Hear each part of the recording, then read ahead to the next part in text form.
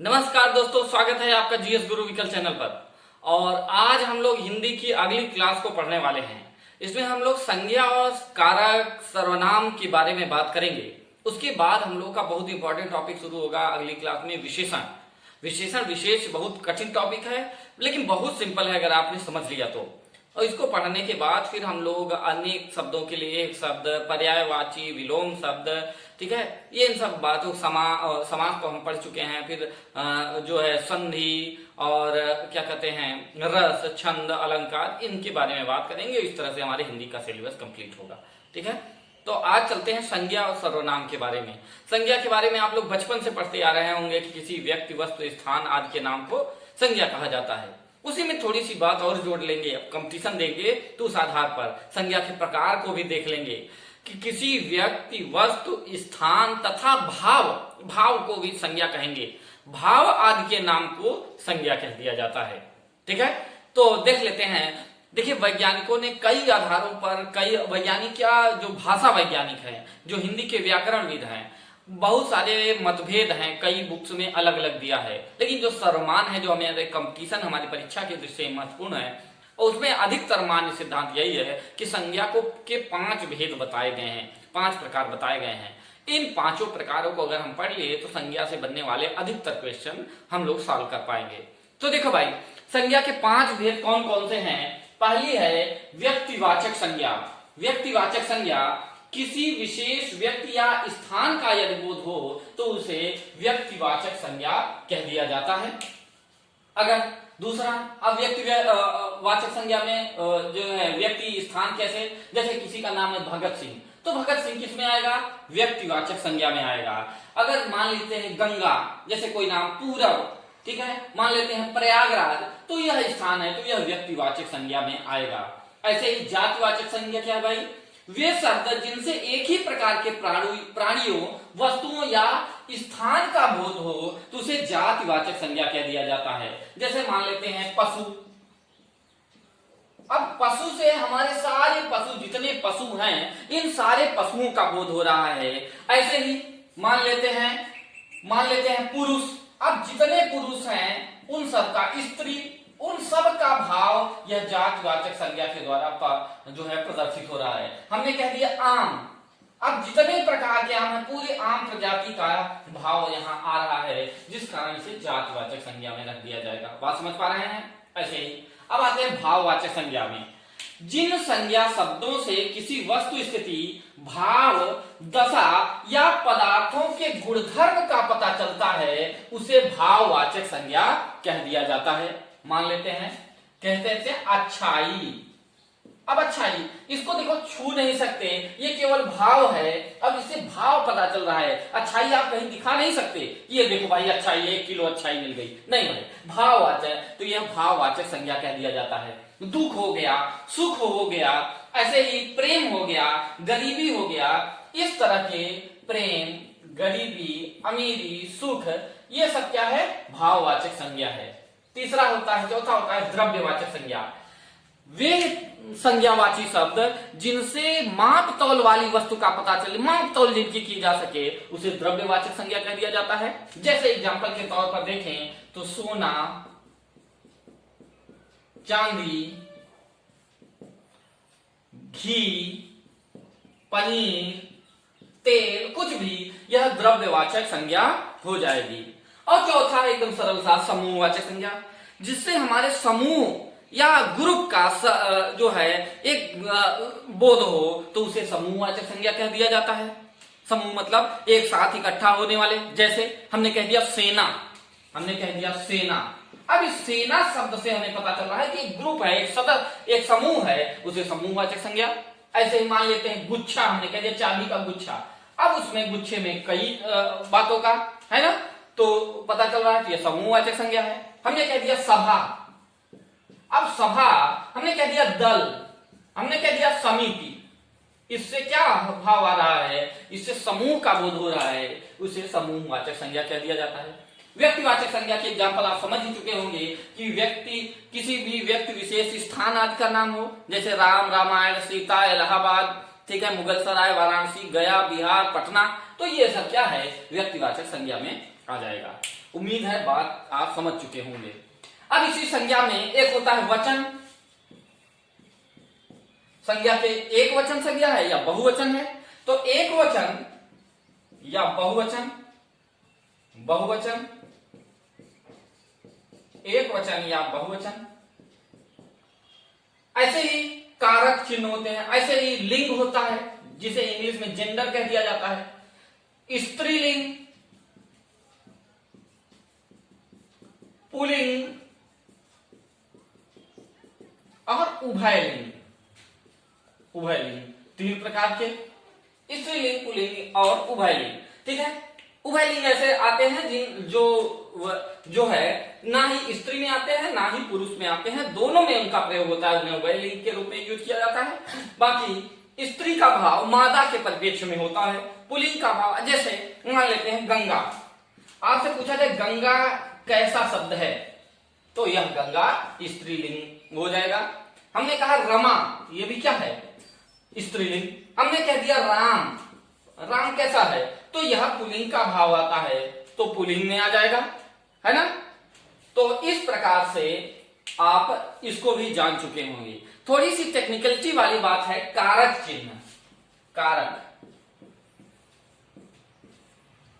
अब आते हैं कारक। कारक 8 प्रकार के होते हैं, कर्ता, कर्म, करण, अधिकरण में संप्रदान, अपादान, संबोधन। इसको मिटाकर उसके एग्जांपल्स को देख लेंगे तो हम समझ पाएंगे। तो चलिए कारक चिन्ह को देख लेते हैं इसको। तो अब हम लोग चलते हैं, कारक पढ़ लेते हैं। कारक, कारक की अगर परिभाषा देखें तो संज्ञा या सर्वनाम के जिस रूप से इसका सीधा संबंध क्रिया के साथ हो जाता है उसे ही कारक कह दिया जाता है। संज्ञा या सर्वनाम का सीधा स्वरूप किससे जुड़ेगा भाई, कैसे जुड़ेगा, इसको एग्जाम्पल के द्वारा देखेंगे। जैसे राम ने रावण का वध किया। अब हमने कह दिया कि राम ने रावण का वध किया, रावण का वध किया।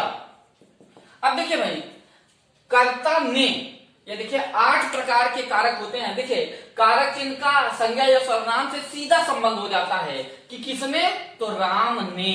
तो ने जो है वह कारक हो गया, क्योंकि यही बता रहा है कि किसने, राम ने। राम को जोड़ रहा है अन्य पद से, तो यह कारक चिन्ह हो गया। समझ पा रहे होंगे। इस आधार पर कारक हिंदी में 8 प्रकार के कारक बताए गए हैं। ठीक है, इनको आप दिमाग में बैठा लेंगे, 1-2 बार पढ़ लेंगे कि कर्ता ने कर्म को करण से द्वारा संप्रदान के लिए अपादान से अलग होना, संबंध का के की रा रेदी, अधिकरण में पै पर के ऊपर संबोधन हे रे अरे। यह जो है यह 8 प्रकार के हैं। इनका अर्थ क्या होता है, थोड़ी सी बात समझ लेंगे कि पहला कारक कौन सा है, कर्ता। कर्ता के संबंध में ने शब्द का प्रयोग होता है। राम ने रावण को मारा, सीता ने लक्ष्मण को वन भेजा। ठीक है, ऐसे इस प्रकार के जो वाक्य होंगे उसमें ने शब्द आ जाए तो वह कर्ता हो जाएगा, कर्ता कारक हो जाएगा। फिर कर्म को जैसे लक्ष्मण ने मेघनाथ को, या राम ने रावण को, या लक्ष्मण ने मेघनाथ को मारा। लक्ष्मण ने मेघनाथ को मारा। अब यहां पर यह कर्म है कि कर्म कारक यूज हुआ है, वह मेघनाथ को मारा। फिर आते हैं अन्य एग्जाम्पल देखें, करण से द्वारा। जैसे करण से द्वारा कि दिनेश ने रमेश को चाकू से मारा। अब चाकू से मारा। अब यहां पर से शब्द जो है वह करण को बता रहा है, करण कारक का प्रयोग हुआ है। संप्रदाय, संप्रदान के लिए, के वास्ते, के हेतु, यह सारे शब्द अगर आ जाए के हेतु तो वह संप्रदान कारक होगा। संप्रदान, जैसे संजीवनी के लेने के लिए, संजीवनी बूटी लेने के लिए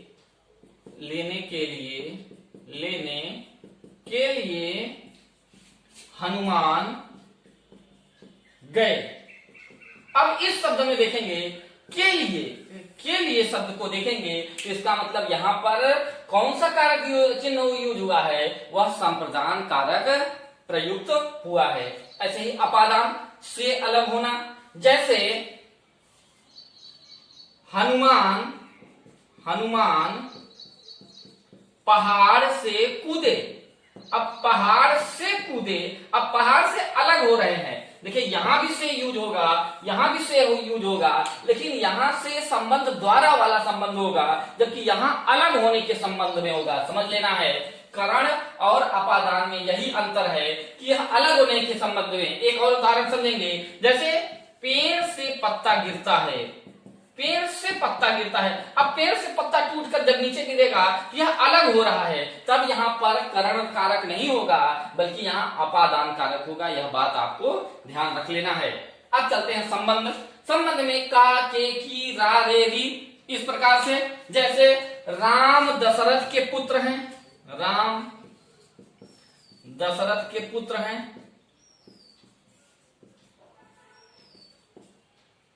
फिर जैसे योगी विकल का भाई है, विकल का। तो यहाँ का, यहाँ के शब्द यूज हो रहा है, तो यहाँ संबंध को बता रहा है, तो संबंध कारक का प्रयोग हुआ है। ऐसे अधिकरण में, पर, के ऊपर। बिल्ली घर में है, बिल्ली घर में है, घर में है। अब में शब्द का जो यूज हुआ है, वह अधिकरण कारक का प्रयोग हुआ है, यहाँ अधिकरण का यूज हुआ है। और लास्ट में संबोधन। अगर किसी को बुलाने, पुकारने, आश्चर्य वाली घटना का अगर बोध होता है, तो वह संबोधन में आता है। जैसे हे राम तुम वन को मत जाओ, हे बालक इधर आओ। अरे यह क्या हो गया। ये सारे एग्जाम्पल जो हैं वह संबोधन कारक के हैं। इतनी बात आप समझ चुके होंगे। तो हमने क्या पढ़ा, संज्ञा।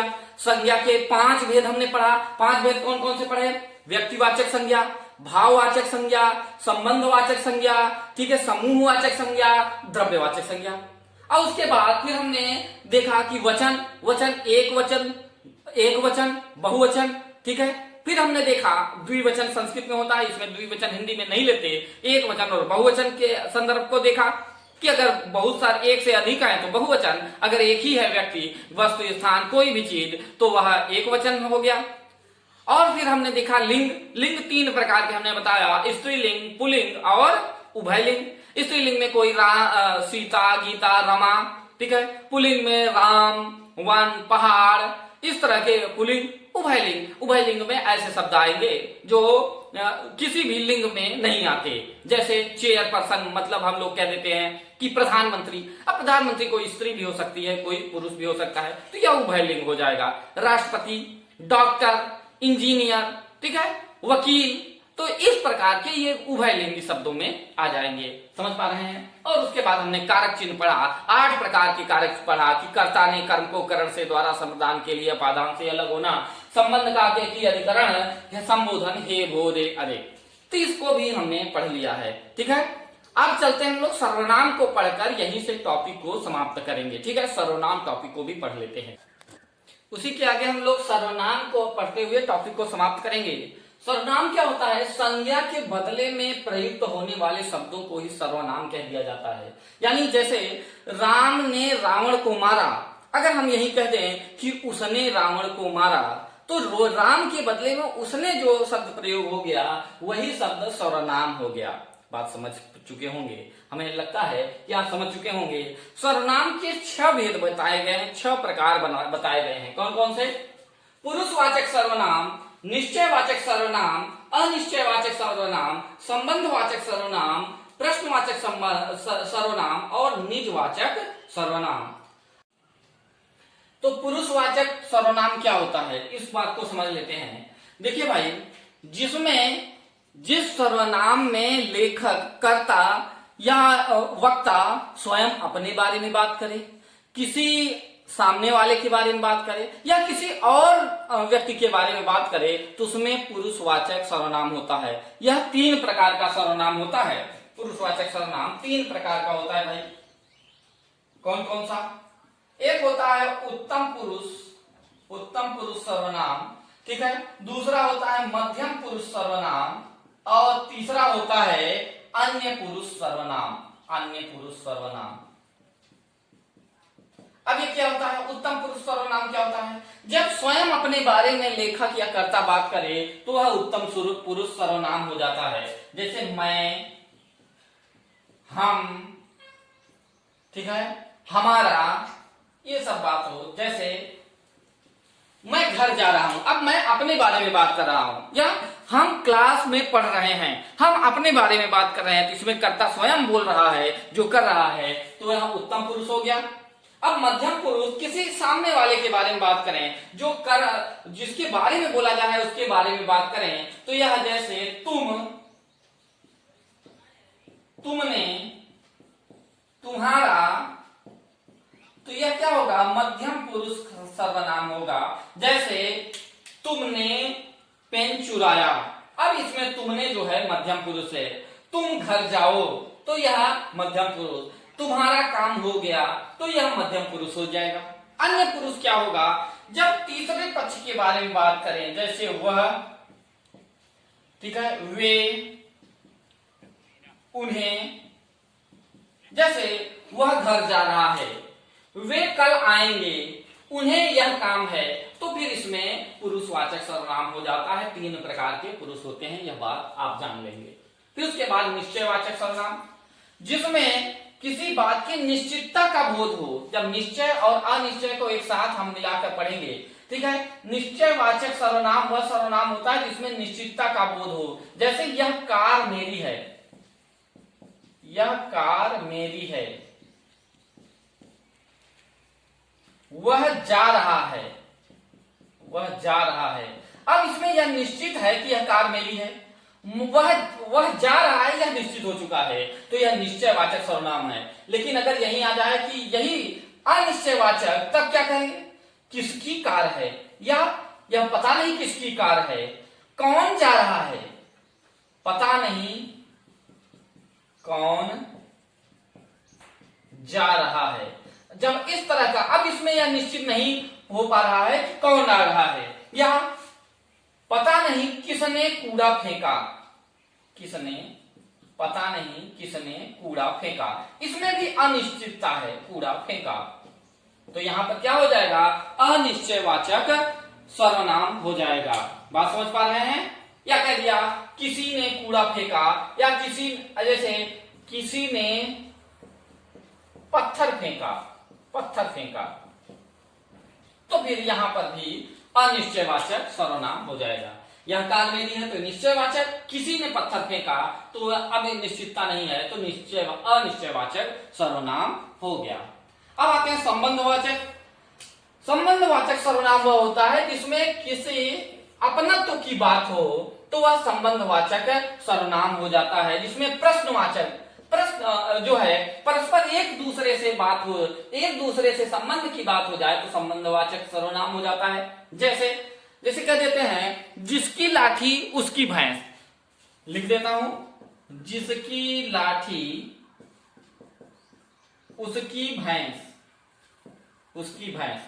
अब आप समझ चुके होंगे कि जिसकी लाठी उसकी भैंस, यानी जिसका उसका का संबंध है। जैसी करनी वैसी भरनी, जैसी करनी वैसी भरनी, जैसा करोगे वैसा भरोगे, तो यह क्या हो गया?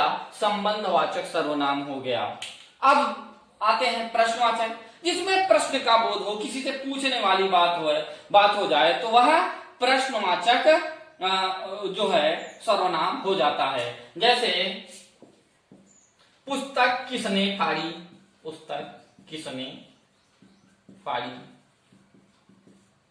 पेन किसने उठाया।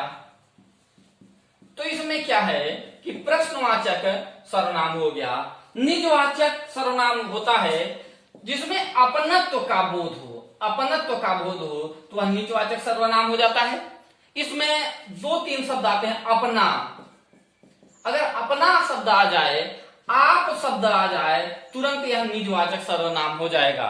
जैसे आप यहां आइए, अब आपका बोध हो रहा है, तुरंत निजवाचक।